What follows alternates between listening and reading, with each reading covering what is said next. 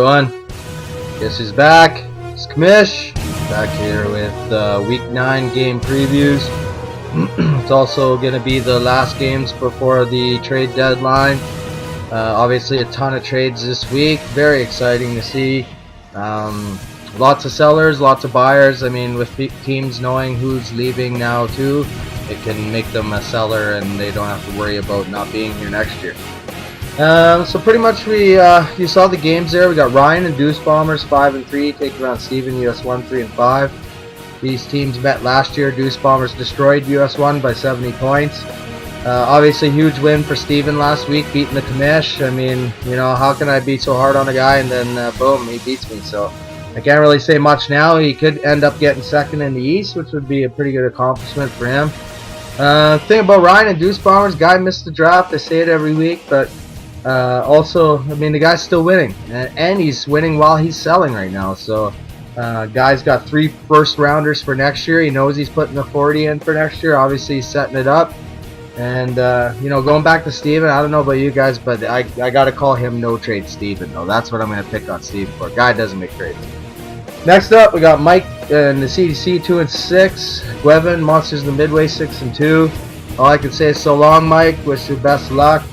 Gwevin, you know, basically you're trying to win it all, making all these trades, and gotta admire the guy. You know, he's going for the championship. Obviously next year might mean a little bit more. Obviously though, no round 1 for next year, no round 5 because of the trades, but sometimes you gotta do what you gotta do, and I admire what you're trying to do there. Next up, Robert and Templars 6-2 versus Luke and Too Good for a Name 5-3. What a game this is gonna be.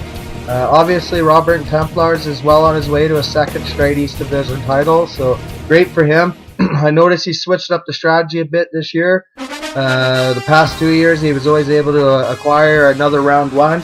This year, though, no round 1 or 2 after making some trades to try to beef up your lineup.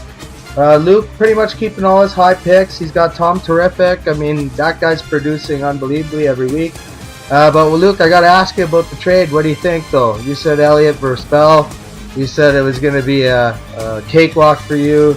Right now, Elliott has 164.8 points.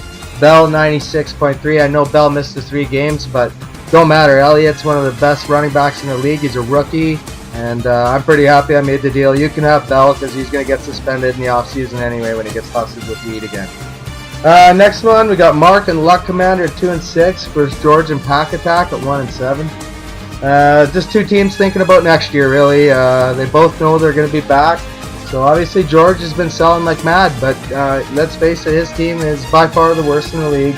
But he set himself up so far for next year. 2 round 4s, 3 round 5s, and 2 round 6s. So obviously George for next year could really build a decent lineup there. And for you, Mark, I'm still trying to find out who your 5 keepers are going to be. I don't know if you need to think about trading a high pick to somebody for some better quality keeper for next year.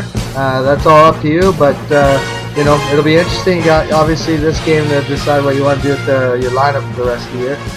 Next up, we got Sean and Ha Dix 3-5 versus Joshua Clark Phoenix 5-3. You know what, Sean? Congrats. He's a married man now, guys.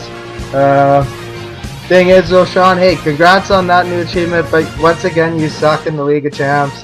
Another horrible year for you. It's 3 years straight, and obviously you're trying to do the same strategy, try to build for next year. 2 round 1s, 2 round 2s. You're gonna have to make those pay off this year, unlike you did this year. And then, you know, Joshua, you got I'm looking at your lineup. You definitely probably have some 5 keepers there. I mean, obviously you have some running back questions, and I know that's obviously got to be a focus for you. Next up, we got Brandon and Chronic Deflator 5-3 versus Danny and Alright. It's a 2-6. Once again, so long, Brandon. Wish you the best of luck. You know, for Danny, obviously he's beefing up his 5 keepers via trades. He knows you got to have 5 quality keepers.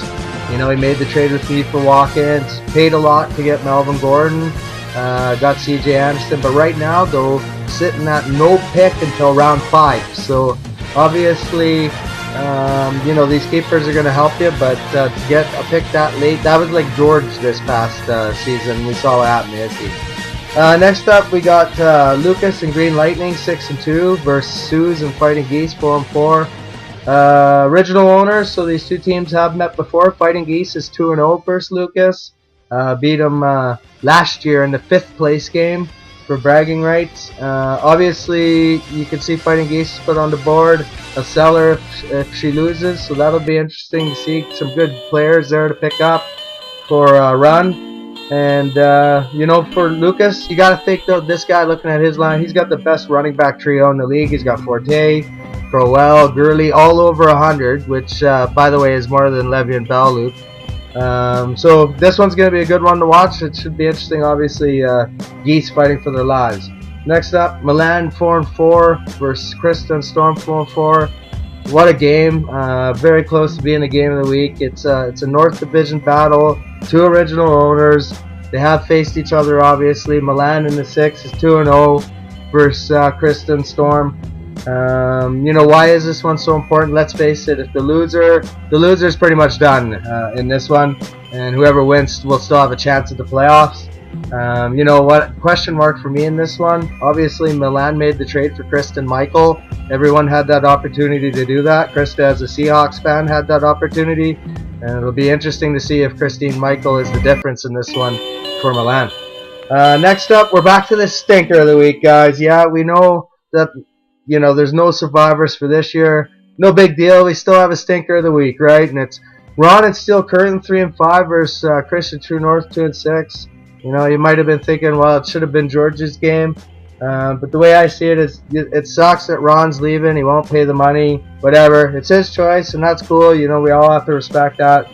But I do have to commend Ron on the trade for Gio Bernard. That was a steal.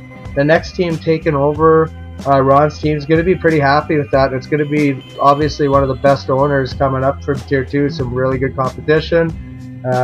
He set it up so he'll have 2 round 2s, 2 round 3s, and 2 round 4s.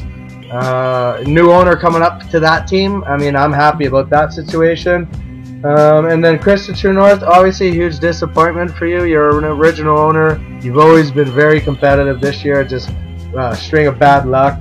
But you are trying to set yourself up. You got 2 round 1s, 2 round 6s, and 2 round 7s. So, you know, if you know the season's over, obviously a smart owner is going to do his best to try to build for the future.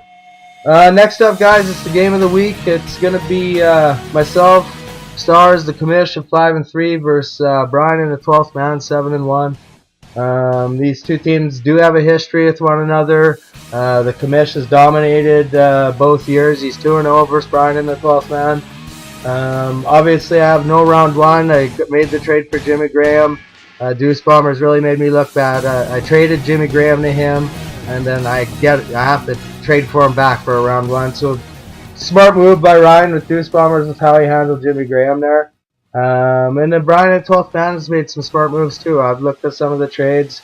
That Quan Alexander for Bills defense trade was a beauty. I mean, since then, Quan Alexander in 2 games has put up 30.5 points, and the Bills 4 points. So really, Mark hasn't paid off for Mark in that one, but a smart trade for Brian and the 12th Man. Obviously, you guys get the vote on the poll. I wish you all the best of luck for Week 9, and see you on the field.